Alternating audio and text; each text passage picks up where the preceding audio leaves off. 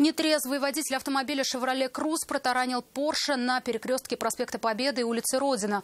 Алкоголь притупил реакцию, и мужчина въехал в дорогую иномарку сзади. С места столкновения репортаж Вероники Гайнутдиновой. Вы сегодня не выпивали? Не только квас выпил. За рулем «Шевроле» был гражданин Таджикистана, но квас он пил местный, и алкоголя в нем быть не должно, решили прибывшие на место аварии автоинспекторы. Поэтому сильно насторожились, почувствовал запах спиртного, исходивший от мужчины.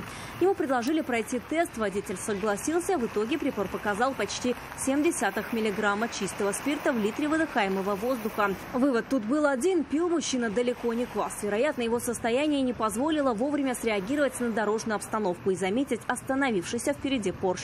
Авария с женщиной. Женщина? Ну, женщина на каком автомобиле была? Порш. Порш. А у вас? У меня «Шевроле».